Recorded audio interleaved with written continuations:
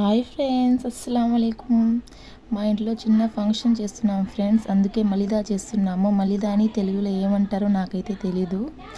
ఇలా చపాతీ పిండిలాగా పల్సంగా ఒత్తుకోవాలి. చపాతీలాగా చాలా పల్సంగా ఉండాలన్నమాట. కొంచెం లావు ఉన్నా బాగోదు. ఫస్ట్ చిన్న చిన్న బాల్స్ లాగా చేసుకొని పల్సంగా ఒత్తుకున్న తర్వాత ఎండలో ఆరబెట్టుకోవాలి. ఎండలో చాలాసేపు ఆరిన తర్వాత నూనెలో వేడి వేడి నూనెలో ఆ చపాతీలు ఏం చేయాలంటే బాగా వేయించుకోవాలి. బ్రౌన్ షేడ్ అలా రావాలి. అలా వచ్చిన తర్వాత ఒక గిన్నెలో వేసుకొని అది మొత్తం పప్పు గుత్తితో బాగా మెదపాలి. మెదిపిన తర్వాత మళ్ళీ అదే సేమ్ మిక్చర్ని మిక్సీ జార్లో వేసి మెత్తటి పౌడర్ లాగా, చాలా మెత్తటి పౌడర్ లాగా చేసుకోవాలి. ఇది మా మమ్మీ చేశారు ఫ్రెండ్స్. మా మమ్మీ అందరూ కలిసి ఫ్రెండ్స్ అందరూ బంధువులు అందరూ కలిసి చేశారు.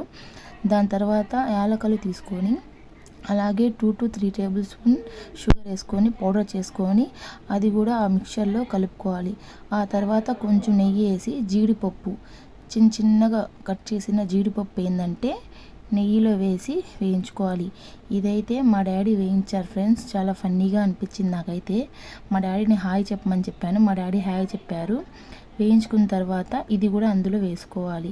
అలాగే షుగరు, డ్రై ఫ్రూట్స్ మొత్తం వేసి బాగా మిక్స్ చేసుకోవాలి. కింద పైన మొత్తం కలిసేలాగా బాగా మిక్స్ చేసుకోవాలి.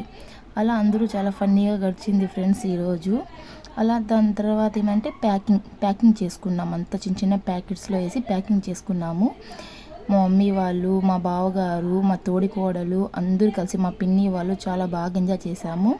కొంచెం ఫన్నీగా ఫన్నీగా అందరూ కలిసి స్పూన్స్ పెట్టుకున్నాము, కొంచెం ఫన్నీగా ఉంటుందని చెప్పేసి. Okay friends, bye, subscribe.